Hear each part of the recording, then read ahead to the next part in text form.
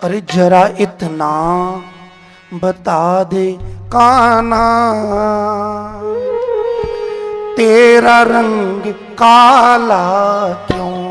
जरा इतना बता दे कान्हा, तेरा रंग काला क्यों? ओ जरा इतना बता दे कान्हा,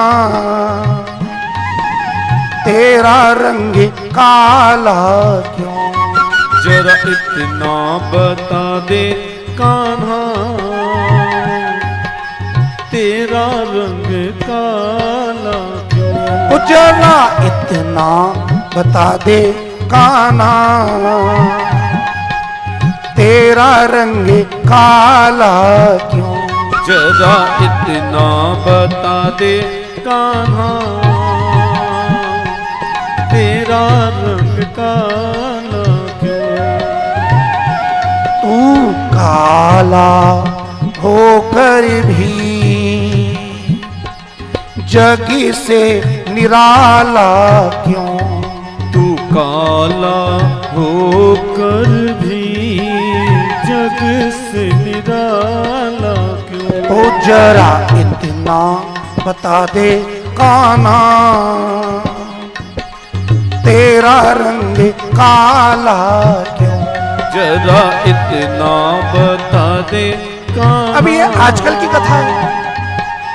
तेरा रंग काला क्यों? बोल कृष्ण कन्हैया लाल की जय हो।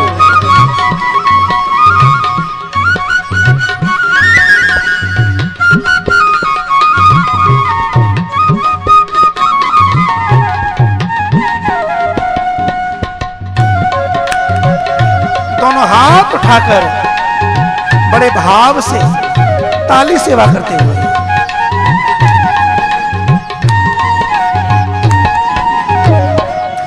मैंने काली रात में जन्म लिया, मैंने काली रात में जन्म लिया। अरे मैंने काली रात में जन्म लिया, मैंने काली रात में जन्म लिया।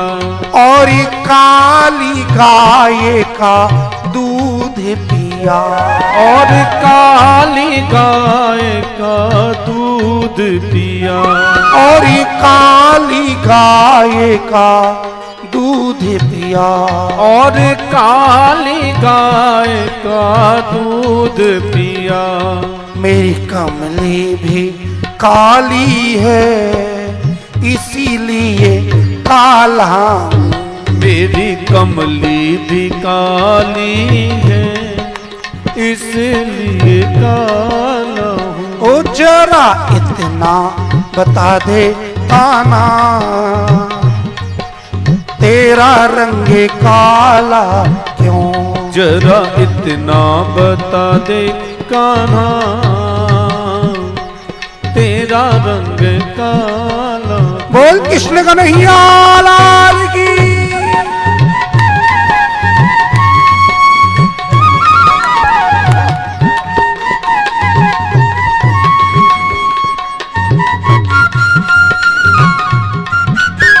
ये हमारे ब्रज की भावना है।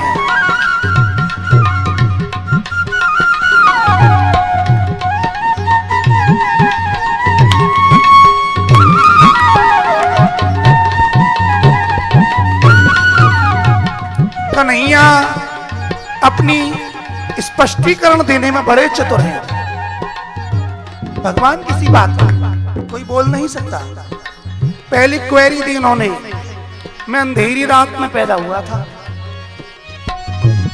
अब दूसरा सुनो, सखी रोज ही कजरा लगाती है। सखी रोज ही कजरा लगाती है। ओ सखी नैनों में कजरा लगाती है। सखी नैनों में कजरा लगाती है। फिर नैनों में मुझको बिठाती है। फिर नैनों में मुझको बिठाती है। ओ फिर नैनों बिठाती है। फिर नैनों में मुझको बिठाती है। ओ कजले का रंग काला इसीलिए काला, कजरे का रंग काला इसलिए काला हो। कजरे का रंग काला इसीलिए काला, कजरे का रंग काला इसलिए काला हो। ओ जरा इतना बता दे कान्हा तेरा रंग काला क्यों। जरा इतना बता दे काला तेरा रंग काला। श्याम सुंदर श्री अम्बे महारानी की, भागवत भगवान की जय हो। जय जय श्री राम।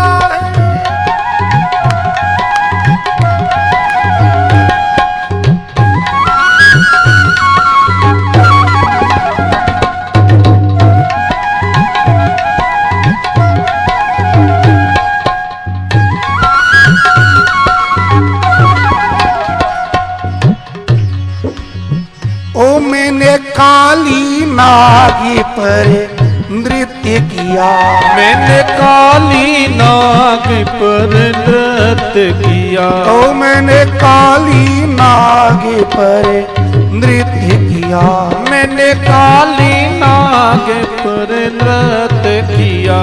फिर काली नाग को नाथ दिया, फिर काली नाग को नाथ दिया। ओ फिर काली नाग को नाथ दिया, फिर काली नाग को नाथ दिया। ओ नागों का रंग काला, नागों का रंग काला इसीलिए काला, नागों का रंग काला इसलिए काला। ओ जरा इतना बता दे कान्हा तेरा रंग काला क्यों। जरा इतना बता दे कान्हा तेरा रंग काला क्यों। दोनों हाथ उठाकर बड़े भाव के साथ ताली सेवा करते हुए बोल मोर मुकुट बंसी वारे की।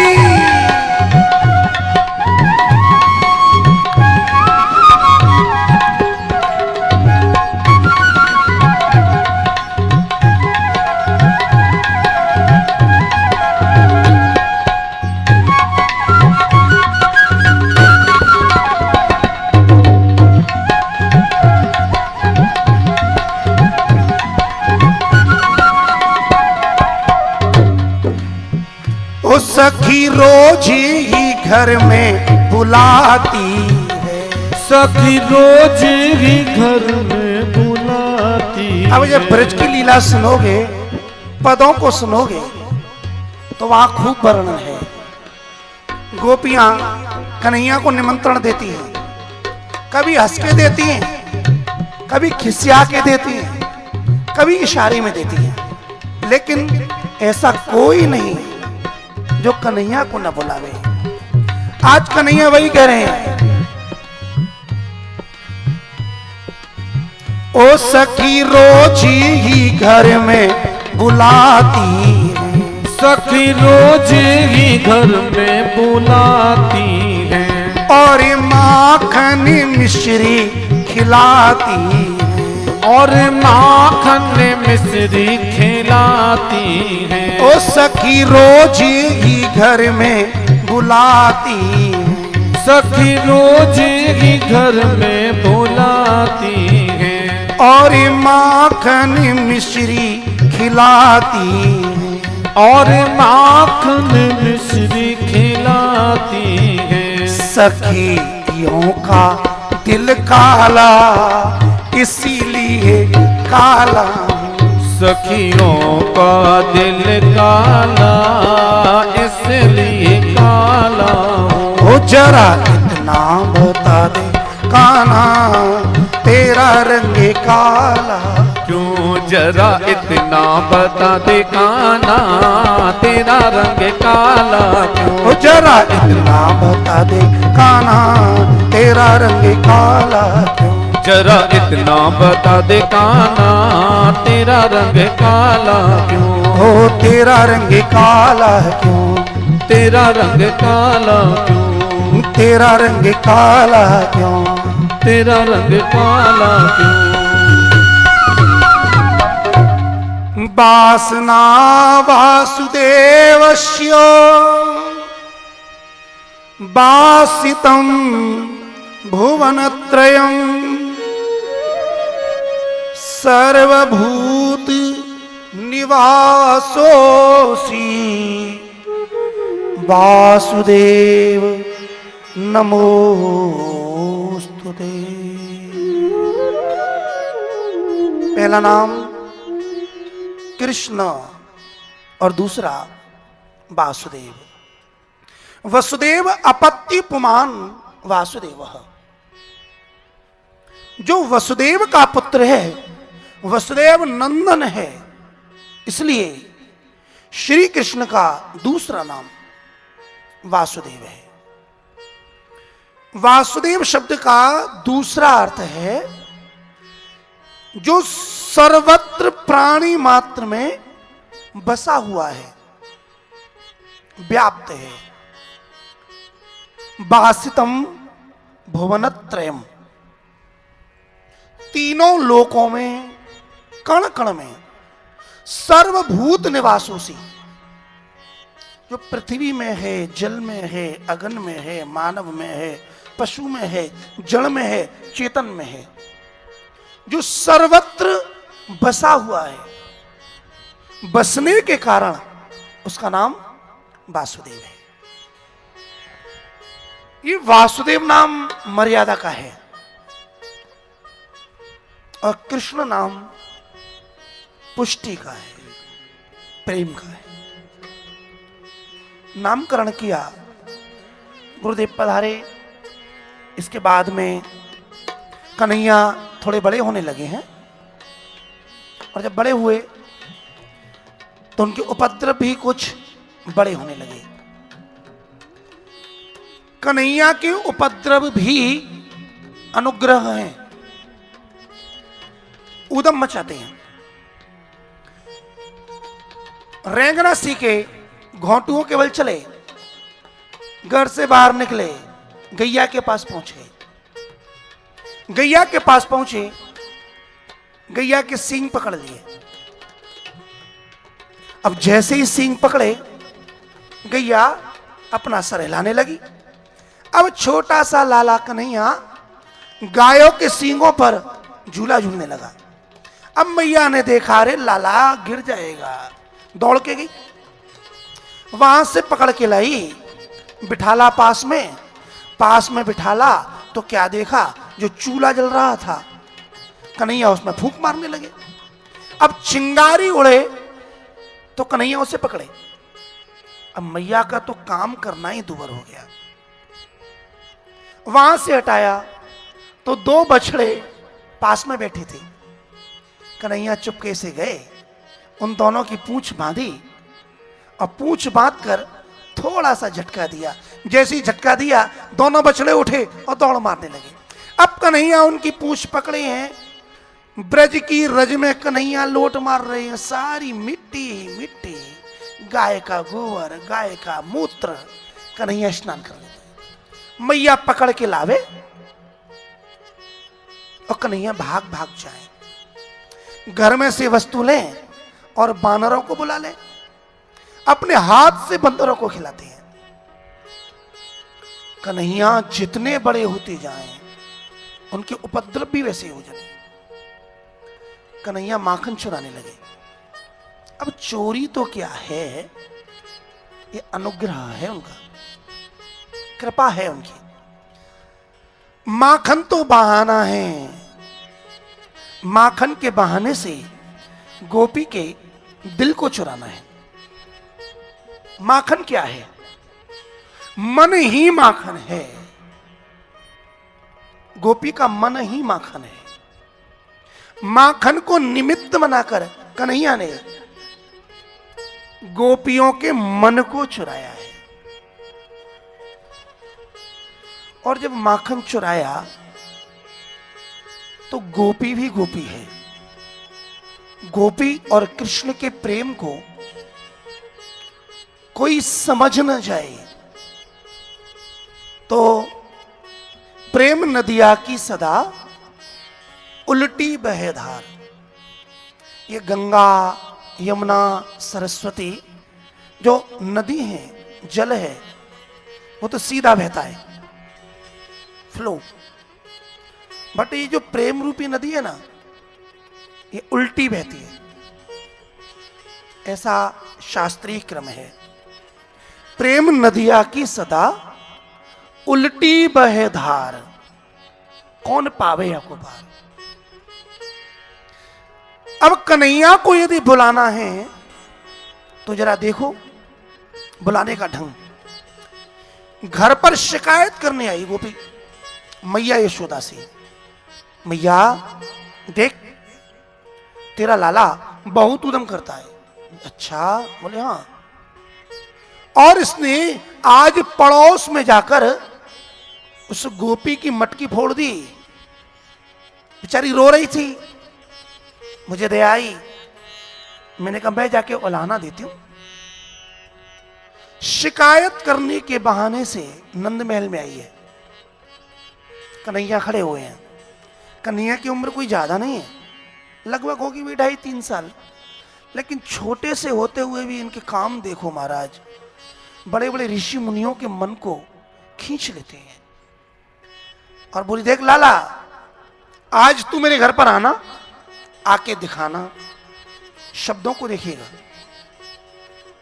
आना, आके दिखाना, मतलब तू मेरे यहां मत आना, ऊपर से कह रही है और अंदर से कह रही है आना है। मैंने अपने सारे दरवाजे बंद कर रखे हैं, मैं भी देखती हूं तू कहां से आएगा। मतलब दरवाजे तो बंद हैं, लेकिन पीछे जो विंडो है ना वो खुली हुई है, उधर से ही आना। और मैंने मटकी को ऊपर छीके पे टांग दिया है। अब छीका को आप कैसे समझो, हमारे ब्रज में पहले चलते थे, अब तो वहां भी हट गए। मकान बना हुआ है, छत पर कुंडी है, कुंडी में रस्सी बंधी हुई है और उस पर मटकी रखी हुई है। यानी कि कन्हैया आना, आगे का दरवाजा बंद होगा तो पीछे की खिड़की से आना। मटकी ऊपर रखी है, मतलब अकेले मत आना, ग्वाल वालों को साथ में लाना। मैं रोज नया माखन निकालती हूं और संभाल के रखती हूं, मटकी में रखा है। कह के गई। कन्हैया को निमंत्रण मिल गया महाराज, ग्वाल वाल साथ में लिए पहुंच गए, जुगाड़ लगाई, कन्हैया चढ़ गई। अब कन्हैया जैसे ही चढ़े महाराज, अब वो मटके ऊंचे, कैसे माखन निकले। कन्हैया ने बांसुरी ली महाराज, बांसुरी को परोठ में से निकाला, छेद कर दिया। अब जब मटकी में छेद हो गया तो जो दधी माखन है वो टपकने लगा। कन्हैया ने अपना मुंह लगा दिया। अब कन्हैया ने लगाया तो नीचे वाला बोला हट, यदि नहीं हटा तो छीके भी लटका रह जाएगा, नहीं तो मक्खन इधर दे।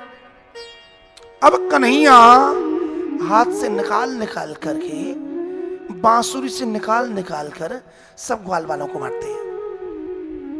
गोपी बड़ी चतुर, जब गोपी ने देखा इसका तो रोज का नियम बन गया है महाराज, तो गोपी मटकी को छिपा देवे और कन्हैया जो छिपावे उसके यहां जावे।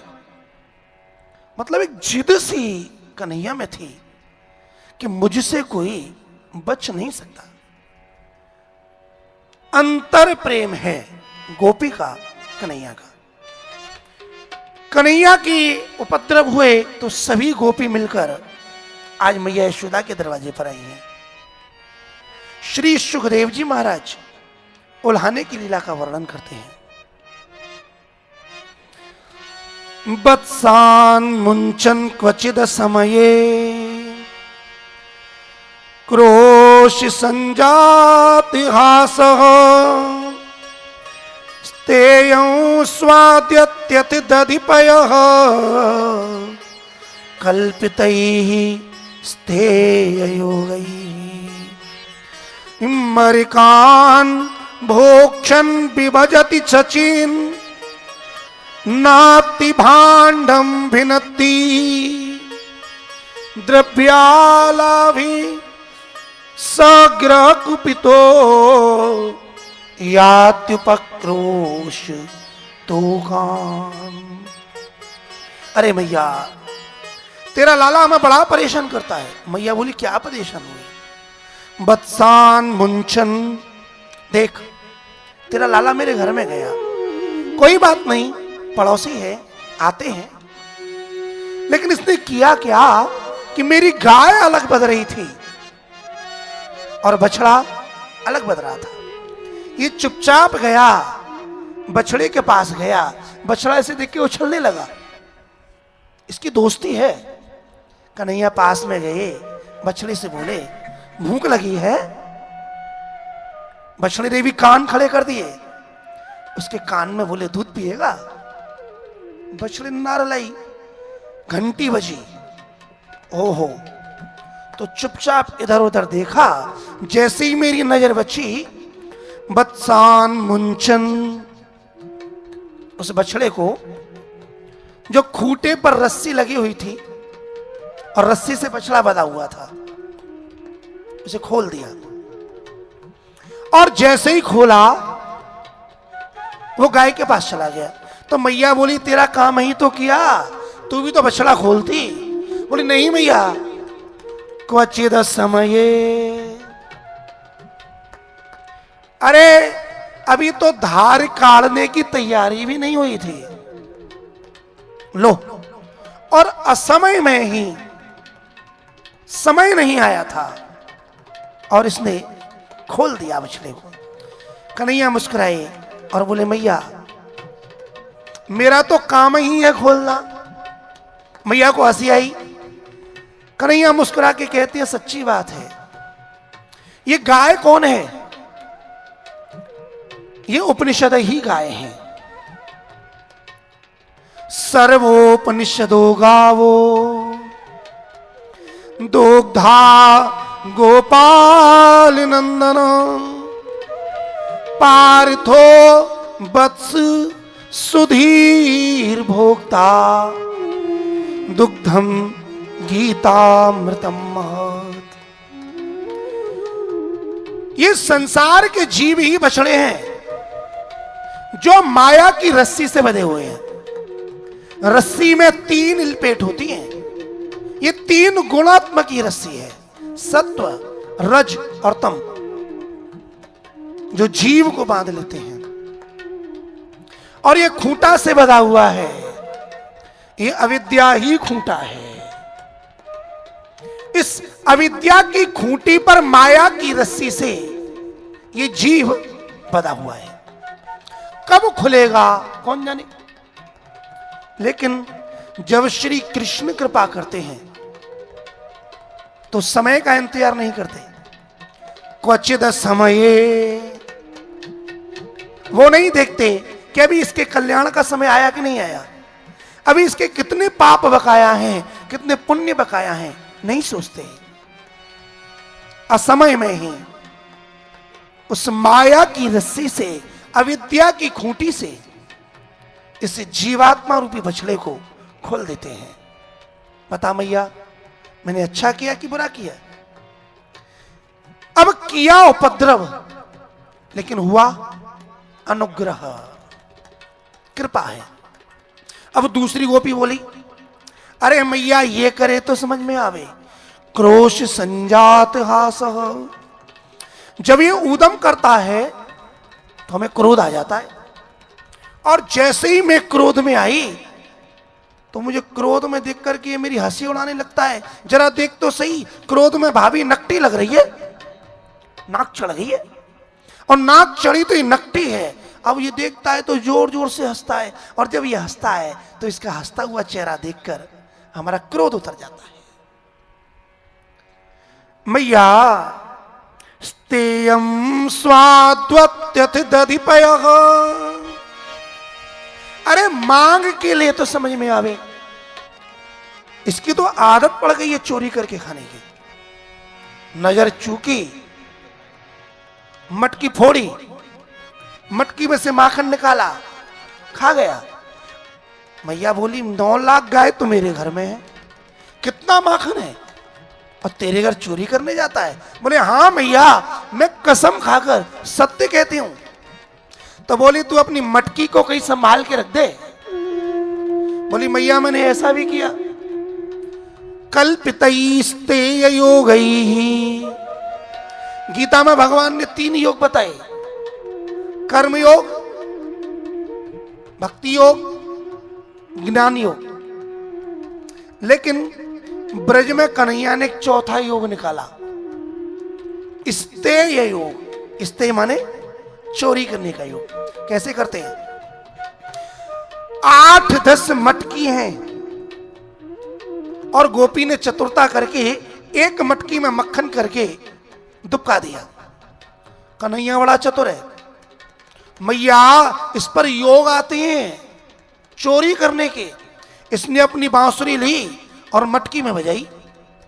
अब मटकी में बजाई तो मटकी की आवाज से पहचान लेता है ये कौन सी मटकी खाली है और कौन सी भरी है। यदि पानी भर के धर दो तो आवाज से पहचान जाता है। कल्पितैः स्तेय योगैः। अरे दूसरी गोपी बोली मैया ऐसा ही नहीं, मैंने तो मटकी को छीके पर रख दिया था। और क्या किया?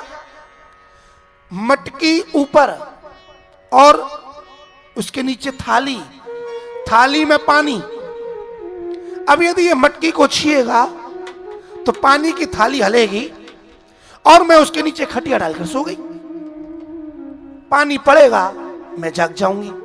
लेकिन तेरा लाला बड़ा चतुर है, ये चुपचाप गया, इसने जुगाड़ बनाई और मैं यहां कमल की डंडी ले गया। अब कमल की जो डंडी होती है ना, लोटस होता है ना, वो जो डंडी, कमल हटाया, डंडी अंदर से खोखली होती है, डंडी को डाली पानी की परात में, थाली में, मुंह लगाया, पहले तो सारा पानी पी गया और जब पानी खाली हो गया तब मटकी उतार ली। अब मटकी को लेके सारा माखन खाया, खिलाया, और जब मटकी खाली हो गई महाराज तो इसने उठाई मटकी और मेरे सर के पास दी मारी। ऐसे ऐसे उपद्रव करता है। मैया बोली तो तू ऐसा करना कि अपनी वस्तु को बिल्कुल रखे ही मती। तो बोले ऐसा भी करती हूं तो ये और उपद्रव करता है। द्रव्यालाभे सगृह कुपितो, मान लो मैं माखन ही ना निकालूं तो पूरे घर की चेकिंग करता है, और इधर खाने को माखन न मिले तो कुपित हो जाता है और क्रोध में आकर जो हमारे छोटे छोटे बच्चे सो रहे हैं ना, जिसके पास नन्हे बालक हैं, घर का काम करना है तो कैसे करती हैं? पहले बच्चे को सुला देती हैं, अपने घर के काम में चली गई। अभी इधर उधर से आया, देखा हम काम कर रहे हैं, बच्चे सो रहे हैं, पास में गया, सोते हुए बच्चे के ऊपर हाथ फेरा और झट से चूंटी मारकर उसे नोच लेता है। अब बच्चा रोने लगता है, अब मेरा काम बिगड़ जाता है, हम घर का काम नहीं कर पाती। संत बोले ये प्रभु की कृपा है। ये बालक कौन है? ये संसार के अबोध जीव ही तो बालक हैं, जो माया की नींद में सो रही है। माया की नींद से जगाएगा कौन? जिस जीव पर प्रभु कृपा करते हैं उसे स्वयं जगाने के लिए आ जाते हैं, और सहज ना जागे तो उसे नोच कर, पीड़ा देकर जबरदस्ती जगा देते हैं कि ये जीवन माया की निद्रा में सोने के लिए नहीं। उत्तिष्ठ, जागृत, प्राप्य वरान निबोधत। तो कन्हैया की ऐसी ऐसी लीलाएं हैं। महाराज, इन लीलाओं के साथ आज के वक्तव्य को यहीं विराम दें, क्योंकि जब चिंतन होता है तो समय कहाँ निकल जावे कोई नहीं जानता। हमारा जीवन भी इस चिंतन को करते करते निकल जाए और हमारी भागवत जी कभी पूर्ण ना हो, और भागवत के लिए एक बार नहीं हम बार बार जन्म लें। इसी प्रार्थना के साथ आज की इस वाक पुष्पांजलि को प्रभु के चरणों में समर्पित करें। कुछ पल हरिनाम संकीर्तन।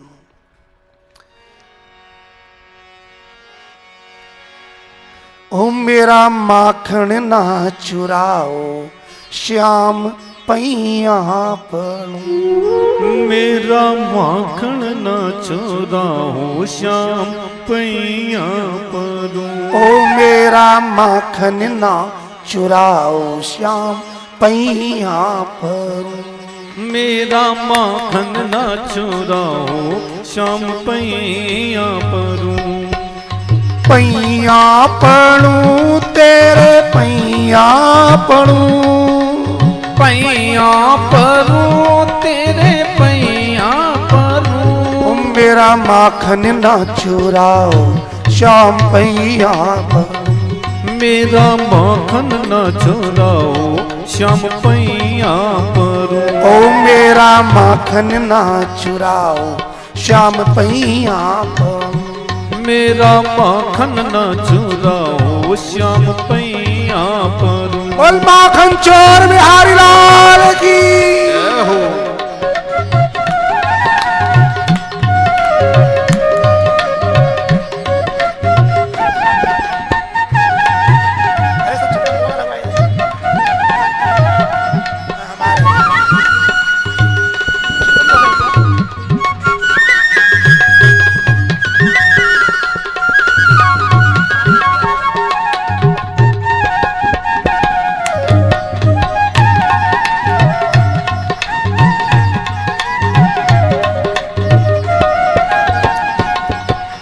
माखन जो चुराया तो चलो कोई बात नहीं। माखन जो चुराया तो चलो कोई बात नहीं। ओ माखन जो चुराया तो चलो कोई बात नहीं। माखन जो चुराया तो चलो कोई बात ओ नहीं। मेरा घूंघटा ना उठाओ, श्याम पैया पर। मेरा घूंघटा न उठाओ, श्याम पैया पर। जब गोपी जाती है तो सर पर गगरी है और मस्तक पर जो साड़ी है, चुनरी है, एक हाथ का घूंघट है महाराज, यहां तक आता है। कन्हैया ने माखन भी चुराया तो गोपी कहती है चल माखन चुरा रे, कोई बात नहीं, लेकिन कम से कम ब्रज में मेरी इज्जत तो ना बिगाड़, तूने तो मेरा घूंघट ही उठा दिया। ओ मेरा घूंघट ना उठाओ, श्याम पैया पर। मेरा घूंघट न उठाओ, श्याम पैया परूं। घूंघट जो उठाया तो चलो कोई बात नहीं। घूंघट जो उठाया तो चलो कोई बात नहीं। ओ चलो कोई बात नहीं। चलो कोई बात नहीं। हाँ चलो कोई बात नहीं। चलो कोई बात नहीं। मुझे नैना ना लड़ाओ, श्याम पैया पर। मुझसे नैना न लड़ाओ, श्याम पैया परूं। कन्हैया तो पीछे ही पड़ गए। पहले माखन चुराया, फिर घूंघट हटाया। अब जब घूंघट हटा तो गोपी की आंखों से कन्हैया की आंखें मिल गई। गोपी कहते कन्हैया देख, मैं तेरे हाथ जोड़ती हूं, तूने माखन चुराया कोई बात नहीं, घूंघटा हटाया कोई बात नहीं, लेकिन अब आंखें तो न लड़ा। अरे घूंघटा जो उठाया तो चलो कोई बात नहीं। घुंघटा जो उठाया तो चलो कोई बात नहीं। हाँ चलो कोई बात नहीं। चलो कोई बात नहीं। मोतने नाना लड़ाओ श्याम पैया पर। मुझसे नैना हो मुझसे नैना हो मुझसे नैना न लड़ाओ श्याम पैया पर। मेरा माखन ना चुराओ श्याम पैया पर। मोरा माखन न चुराओ श्याम पैया पर। नैना जो लड़ाए तो चलो कोई बात नहीं। नैना जो लड़ाए ते चलो कोई बात नहीं। कन्हैया तू बड़ा नटखट है। पहले नाखून पकड़ा, उंगली पकड़ी, पौंचा पकड़ा और अब तो न जाने क्या क्या पकड़ता है। मान जा। नैना जो लड़ाए तो चलो कोई बात नहीं। नैना जो लड़ाए तो चलो कोई बात नहीं। चलो कोई बात नहीं। चलो कोई बात नहीं। लेकिन तुम तो ऐसे हो ना, नजरों के द्वार से दिल में उतर जाते हो। ओ मेरे दिल में न आओ श्याम पैया पर। मेरे दिल में न आओ श्याम पैया पर। ओ मेरे मन में न आओ श्याम पैया पर। मेरे दिल में न आओ श्याम पैया पर। ओ मेरा माखन न चुराओ श्याम पैया पर। मेरा माखन न चुराओ श्याम पैया पर। बोल कृष्ण कन्हैया लाल की। दोनों हाथ उठाकर प्रेम से ताली सेवा करते हैं।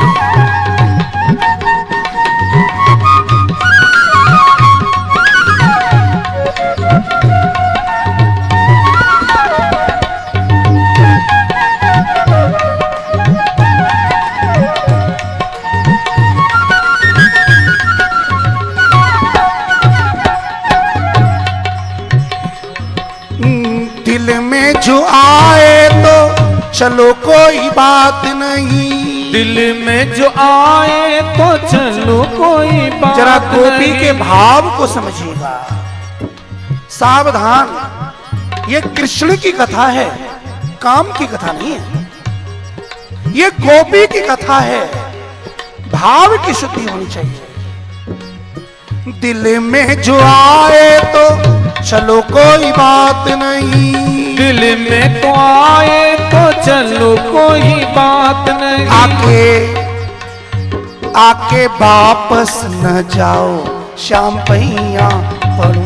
आके वापस अब आ ही गए हो श्याम पैया पर।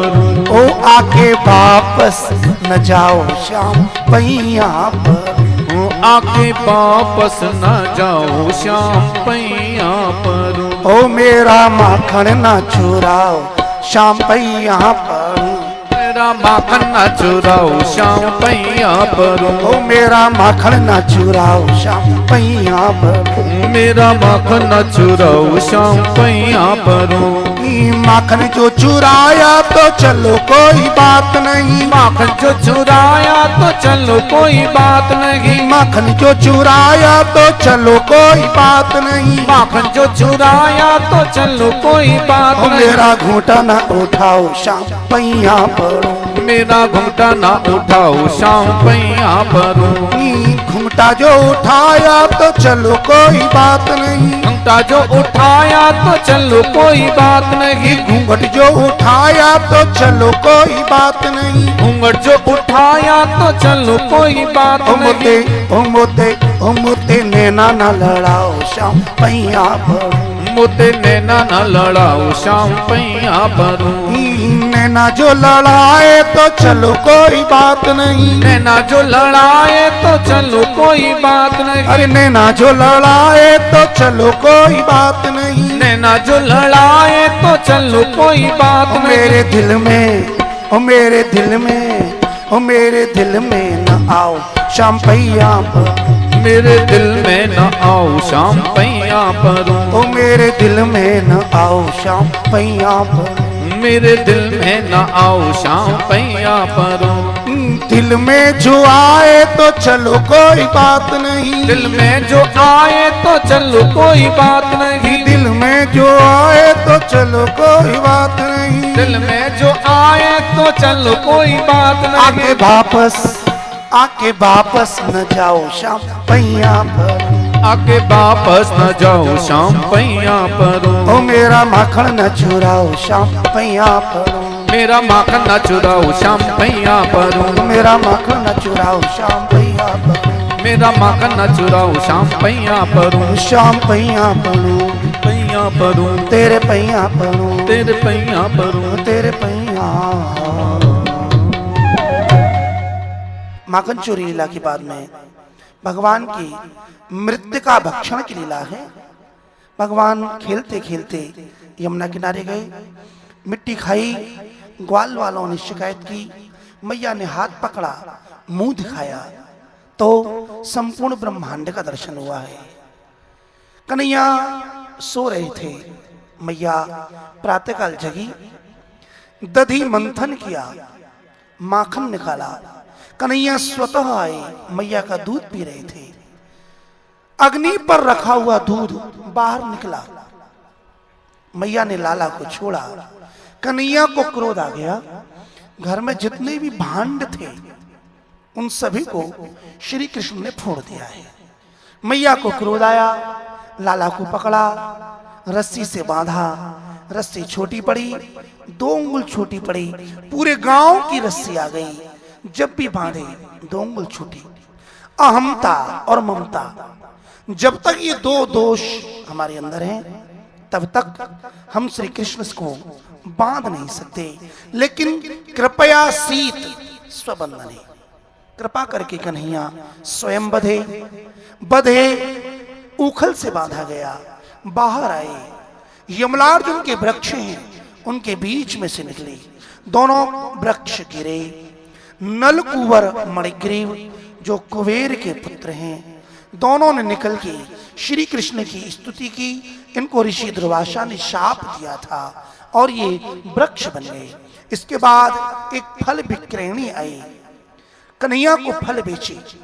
कन्हैया ने 1 मुट्ठी अनाज फल बेचने वाली महिला को दिए। वो अनाज रत्न के रूप में परिणित हो गई। ग्वाल वालों ने विचार किया कि जब से कन्हैया यहाँ आए हैं तब से कोई ना कोई संकट जरूर है। कन्हैया को बचाने के लिए यदि हमें अपनी पैतृक संपत्ति स्थान छोड़ना पड़े, छोड़ देंगे। सभी मिलकर के यमुना पार कर श्री यमुना जी के पश्चिम भाग की ओर गए हैं। ब्रज में 3 पहाड़ी हैं, एक ब्रह्म रूप, एक विष्णु रूप और तीसरी शिव रूप। जो ब्रह्मा जी की पहाड़ी है उसके 4 मुख हैं। वहां नंद बाबा के मित्र महाराज वृषभानु अपना गांव बसा लेते हैं और उस पहाड़ी का, उस गांव का नाम बरसाना पड़ गया।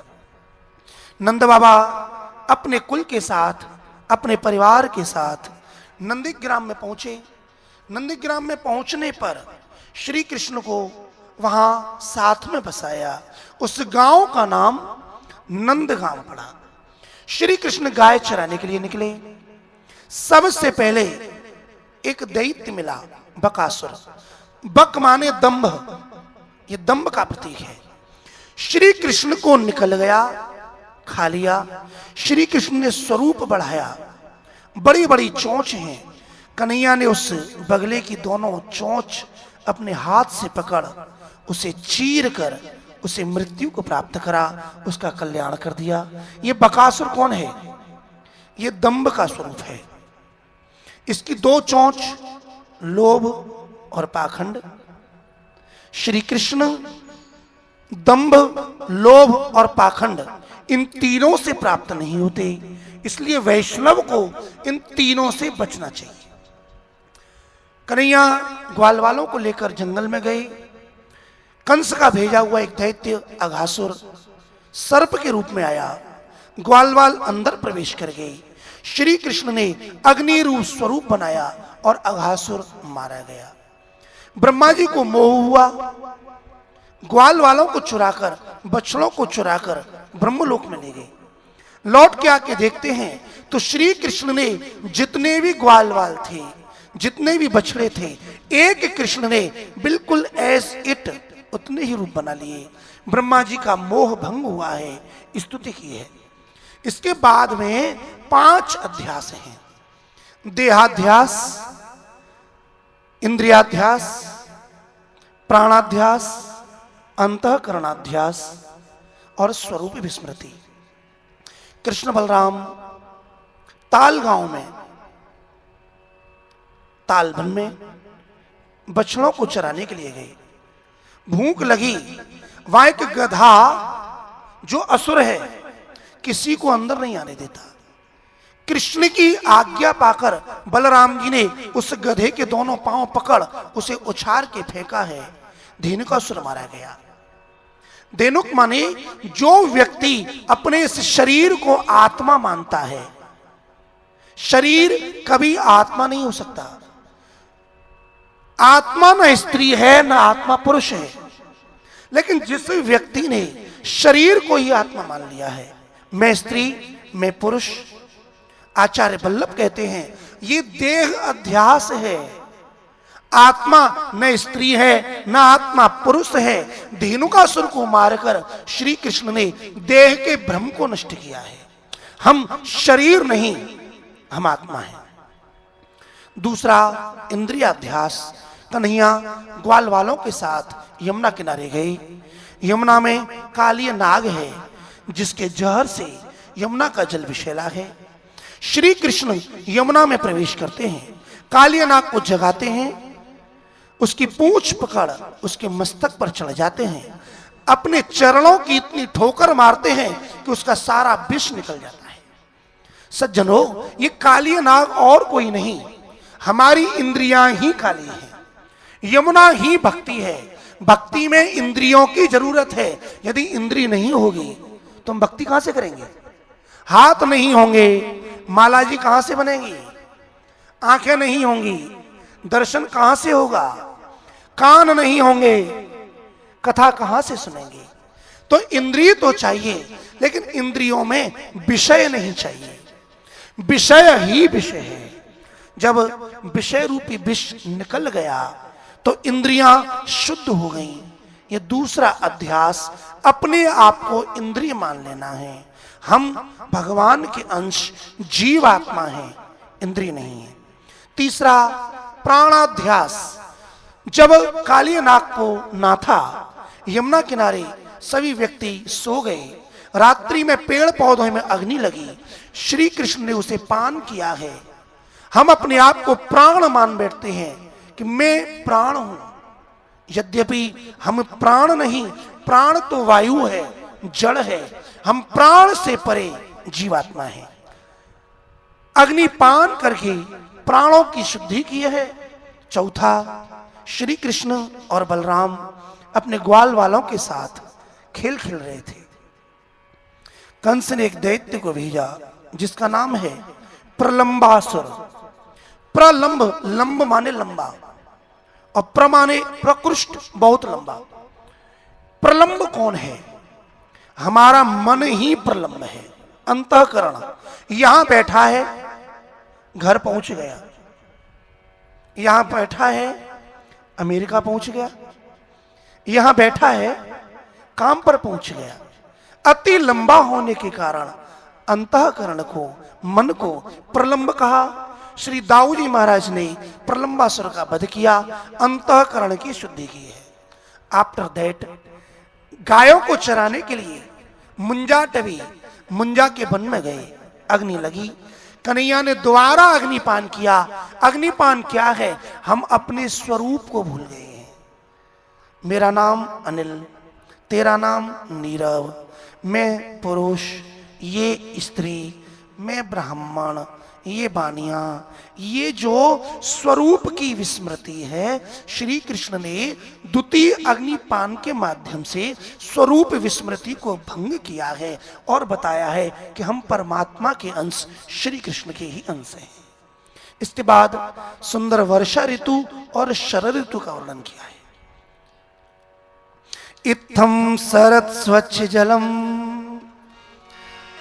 पद्माकरी सुगंधिना न्यविशद वायुना वातम सगो गोपालकोच्युतः। शरद ऋतु आई, जल पवित्र हुआ, शुद्ध हुआ, निर्मल हुआ, शीतल मंद सुगंध वायु चली। आज कन्हैया गायों के साथ में, ग्वाल वालों के साथ में वृंदावन में प्रवेश करते हैं। बरहा पीड़म नटवर बपू कर्णयो कर्णिकारम बिभ्रदिवास कनक कपिशम वैजयंती चमालाम रंध्रान वेणोरदर सुधया पूरयन गोप वृंदैर वृंदारण्यम स्वपद रमणम प्राविशद गीत कीर्ति। कन्हैया ने वृंदावन में प्रवेश किया।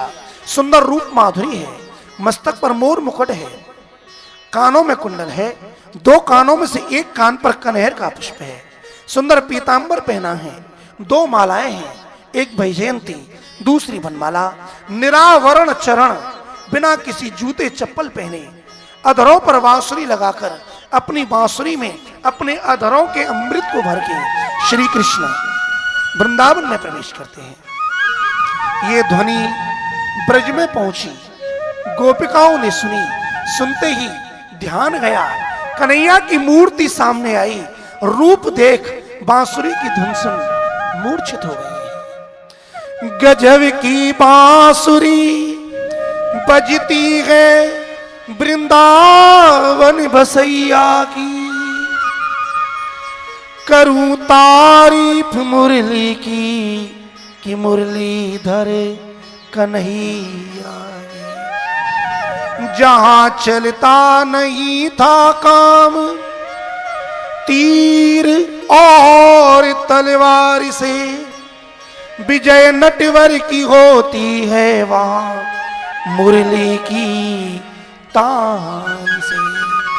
गोपियां उस वेणु के लिए अपने मन के उद्गार गान करती हैं। इसी को श्रीमद् भागवत में वेणु गीत कहा जाता है। ये वेणु गीत हमारे महाप्रभु जी को अति प्रिय है। वेणु गीत पुण्य युगल गीत की रस बरसा बरसाई, प्रकट है मार्ग रित दिखाई। यदि वेणु गीत को लिया जाए महाराज तो कम से कम 1 महीना चाहिए, कम से कम, यदि सभी श्लोकों पर विचार किया जाए तो सप्ताह क्रम का तो इतना ही नियम है। सुंदर वेणुनाथ को श्रवण करके आज कन्हैया अपने ब्रज में दूसरी लीला करते हैं, और वह लीला ये है कि ब्रज की छोटी छोटी गोपियां प्रातःकाल हेमंत ऋतु में यमुना स्नान के लिए जाती हैं। यमुना जी की रच की बालुका से कात्यायनी देवी बनाई और तपस्या करते हैं। कात्यायनी महामाये महायोगिन्यधीश्वरी नंद गोप सुतम देवी पतिम में कुरुते नमः। हे मां, हमें पति रूप में नंद नंदन श्री कृष्ण को प्रदान करो। कन्हैया प्रसन्न हो गए, उपासना की यमुना जी की बालुका से कात्यायनी की, मंत्र जपा कात्यायनी का, और प्रकट हुए कन्हैया, वस्त्रों को चुरा लिया। ये वस्त्र और कुछ नहीं, वासना ही वस्त्र है। जब तक वासना है तब तक रास नहीं हो सकता। कन्हैया ने कृपा करके सारे वस्त्रों को हरण किया है। जब वस्त्र हरण हुआ, वासना का हरण हुआ, गोपी निर्मल हुई है। कन्हैया के साथ ग्वाल वाल गाय चराने के लिए जाते हैं। ग्वाल वालों को भूख लगी। कन्हैया ने कहा, मथुरा में विश्राम घाट पर याज्ञिक ब्राह्मण यज्ञ कर रहे हैं, उनके पास जाओ, भोजन मिलेगा। ग्वाल वाल गए, ब्राह्मणों को नमन किया, भूख के लिए भोजन मांगा, ब्राह्मणों ने नहीं दिया। न हाँ की न ना की। ये कन्हैया की लीला है। अनुग्रह तो उन ब्राह्मणों की पत्नियों पर करना था। ये और कोई नहीं, चतुर्वेदी ब्राह्मण है। इनकी पत्नियों के लिए यज्ञ पत्नी शब्द का प्रयोग किया। ग्वालवाल महिलाओं के पास गई। चतुर्वेदी ऋषियों की महिला अपने हाथ से सोने के थारों में भक्ष्य, भोज्य, लेह्य और चोष्य 4 प्रकार के पदार्थ सजा सुंदर रेशमी वस्त्र से ढक कन्हैया के पास पहुंच गईं। अपने हाथों से भोजन कराया, कन्हैया का दर्शन किया। इधर ऋषियों ने मन में विचार किया कि भगवान की माया ने हमें मोहित कर लिया। धिक्कार है हमारी विद्या को, धिक्कार है हमारे कुल को। हमें इतने ऊंचे कुल में जन्म लिया, लेकिन कृष्ण सेवा नहीं की। इतनी विद्या पढ़ी, लेकिन कृष्ण को भोजन नहीं दिया। अरे हमारी महिलाएं धन्य हैं। निश्चित ही नूनम भगवतो माया योगिनाम अपि मोहिनी। ये भगवान की माया बड़ी दुस्तर है, जिसने हम जैसे योगियों को भी मोहित कर लिया। जब प्रायश्चित्त किया तब श्री कृष्ण का ध्यान किया, और आचार्य वल्लभ कहते हैं कि कृष्ण और बलराम उसी स्थान पर उनके सामने प्रकट हो गए, ब्राह्मणों को दर्शन दिया है। कृष्ण कन्हैया जय हो। कार्तिक मास कृष्ण पक्ष, देवराज इंद्र के यज्ञ की तैयारी हुई। श्री कृष्ण ने पूछा, बाबा ये सब क्या है? नंद बाबा बोले, बेटा हम देवराज इंद्र का यज्ञ कर रहे हैं।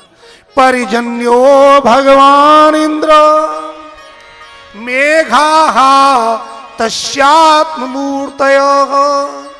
हम बनिया हैं, खेती करते हैं, जंगल में रहते हैं, गायों को चारा चाहिए। देवराज इंद्र यदि प्रसन्न होता है तो बारिश करता है, खेती होती है, हमारा घर चलता है। ले बाबा, बारिश करना तो इंद्र की ड्यूटी है। आपके यहां कोई वॉचमैन हो, दरवाजे पर खड़ा है और गेट खोलता है। अब वो कहे कि यदि तुम मुझे टिप्स या कुछ पुरस्कार नहीं दोगे तो मैं नहीं खोलूंगा, तो ये तो गलती है ना। इंद्र को तो सीट पर बिठाया ही इसलिए है कि बारिश करे। बाबा, यदि आपको लगता है कि इंद्र हमें जल देता है तो ऐसा नहीं है। हर व्यक्ति अपने कर्म का फल प्राप्त करता है। कर्मणा जायते जंतु कर्मणैव विलीयते, सुखम दुखम भयम क्षेमम कर्मणैवा विपद्यते।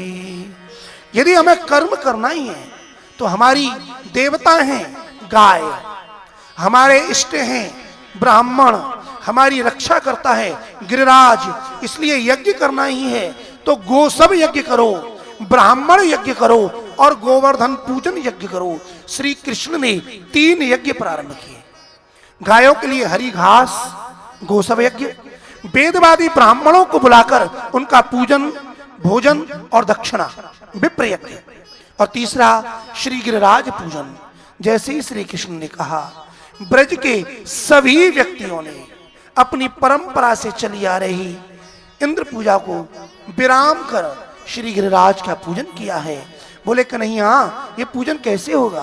बोले, आप यज्ञ करते हो, अग्नि जलती है, हाँ, उसमें बोले हम घी डालते हैं, सामग्री डालते हैं। तो बोले अग्नि जलाओ, लेकिन घी को अग्नि में न डालकर उस घी अग्नि के ऊपर कढ़ाई रखो, कढ़ाई में घी छोड़ो, उसमें शक्कर डालो, मैदा डालो, बेसन डालो, तरह तरह के पकवान बनाओ और पकवान बनाकर मेरे गिरिराज के पास ले चलो।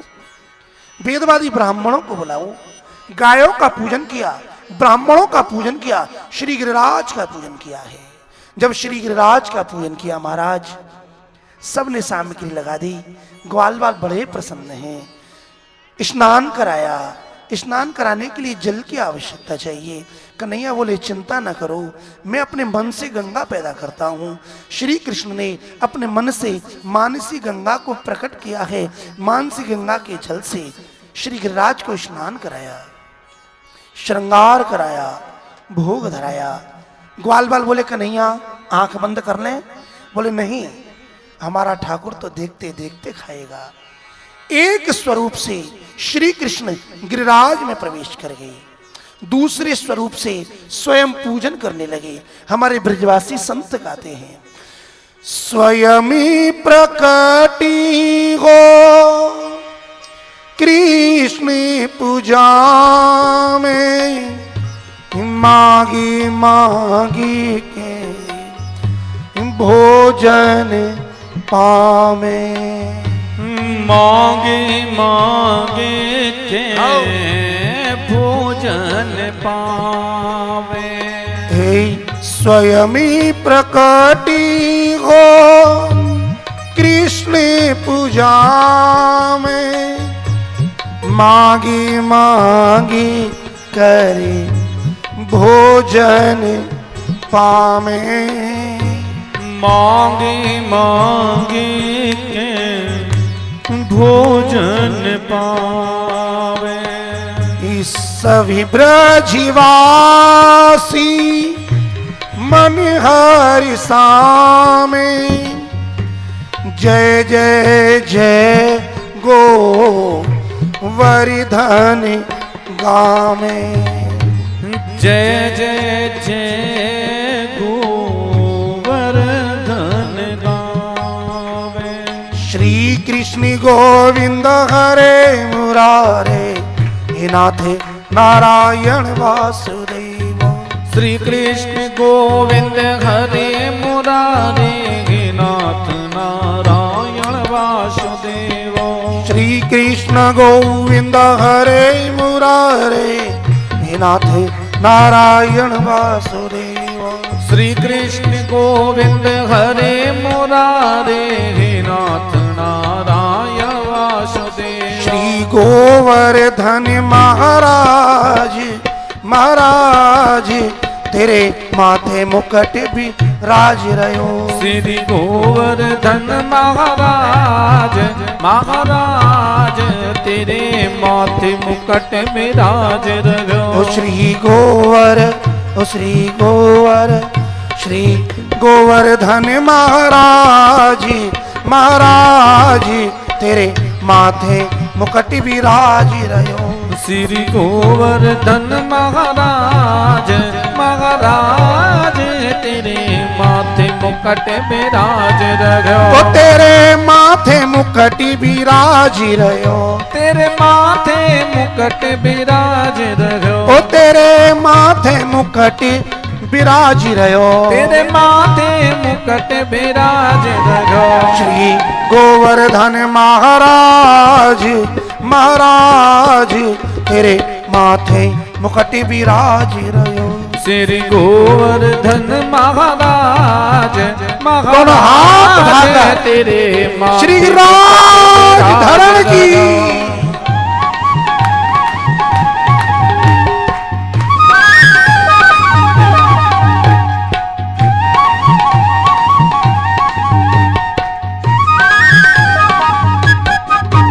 तो पे पान चढ़े तो पे फूल चढ़े। तू पे पान चढ़े तू पे फूल चढ़े। ओ तो पे पान चढ़े तो पे फूल चढ़े। तू पे पान चढ़े तू पे फूल चढ़े।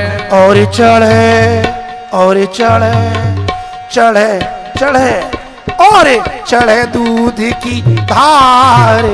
ओ धार, तेरे माथे मुकुट विराज रहे। श्री गोवर्धन महाराज महाराज, तेरे माथे मुकुट विराज रहो। तेरे माथे बेदारोरी को। तेरे माथे बेदारोरी को। ओ तेरे माथे बेदारोरी को। तेरे माथे बेदारोरी को। ठोड़ी पे थोड़ी पे थोड़ी पे हीरा लाल। ओ लाल, तेरे माथे मुकुट विराज रहो। श्री गोवर्धन महाराज महाराज, तेरे माथे मुकुट विराज रहो। श्री गिरिराज महाराज की।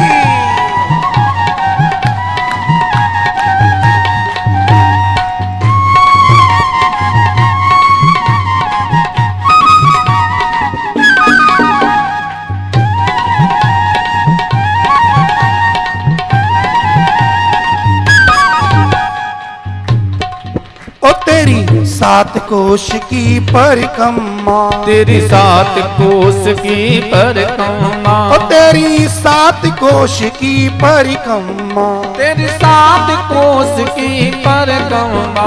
और चकलेश्वर विश्राम विश्राम तेरे ते मुकट विराज रहो श्री गोवर्धन महाराज, महाराज तेरे माथे मुकट विराज रहो, तेरे माथे मुकट विराज रहो, तेरे माथे मुकट विराज रहो। श्री गिरिराज महाराज की, गोवर्धन नाथ की जय हो, भागवत भगवान की जय हो, आज के आनंद की जय हो। जय जय श्री राम। आरती।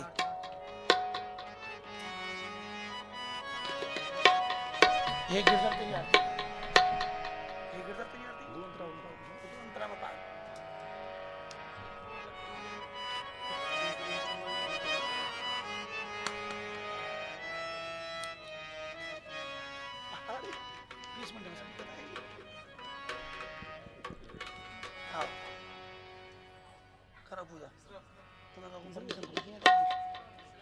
जहाँ मैं माता तुम अपने आप ही आ जाओ।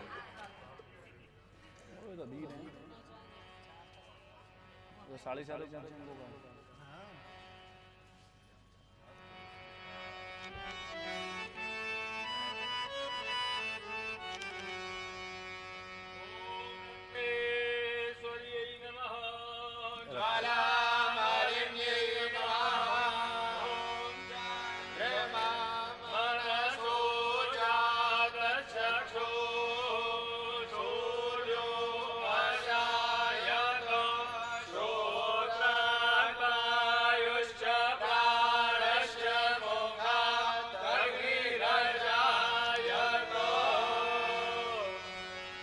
हे गिरधारी तेरी आरती गाऊं, हे गिरधारी तेरी आरती गाऊं, आरती गाऊं प्यारे आपको मनाऊं, आरती गाऊं प्यारे आपको मनाऊं, बाके बिहारी तेरी आरती गाऊं, हे गिरधारी तेरी आरती गाऊं।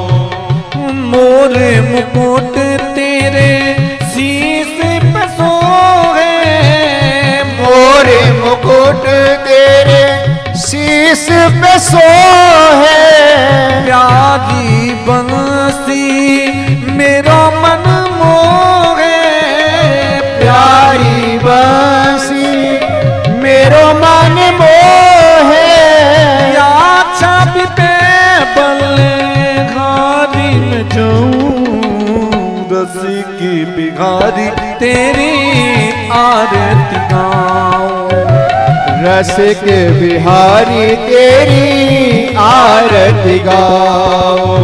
श्री हरदास के प्यारे तुम हो, श्री हरदास के प्यारे तुम हो, मेरे मोहन जीवन धन हो, मेरे मोहन जीवन धन हो, पास सदा वृंदावन पाऊं, किशोरी रमण तेरी आरती गाऊं, किशोरी रमण तेरी आरती गाऊं। आरती गाऊं प्यारे आपको मनाऊं, आरती गाऊं प्यारे आपको मनाऊं, हे गिरधारी तेरी आरती गाऊं, हे गिरधारी तेरी आरती गाऊं। बाके बिहारी तेरी आरती गाऊं।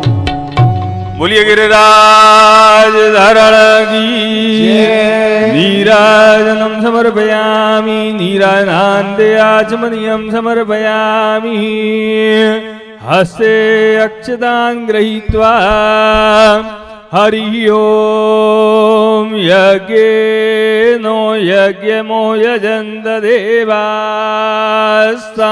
धर्मा ने प्रथमान्यासन्नो तेहनाकमहिमानस्य चन्तयत्र पूर्वे साद्या सन्ति देवाः ओम नंद नंदनायो विद्महे यशोदानंदनायो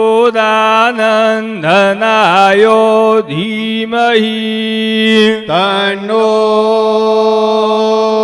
बालकृष्ण प्रचोदयात् ओम द्रोणसुतायो विद्महे हरिदास वर्यायो धीमहि तन्नो गिरिराज प्रचोदयात् सांगायो समरवारायो सावधावक्तिकायो श्री बालकृष्ण स्वरूपाय श्री गिरिराज स्वरूपाय श्री भागवत पुराण पुरुषोत्तमाय नमः मंत्र पुष्पांजलिं समर्पयामि नमस्करोमि बोलिए भागवत भगवान की जय गोवर्धन की रही तरेटी गोवर्धन की रही गोवर्धन की रही तरेटी गोवर्धन की रही तन पुल किते ब्रज रज में लौटते तन पुल किते ब्रज रज में लौटते गोविंद कुंड में नहीं रेटी गोवर्धन की लगी गए रसिक प्रीतम हित चित की बातें रसिक प्रीतम हित चित की बातें गिरधारी चूसो रेटी गोवर्धन की गोवर्धन की गोवर्धन की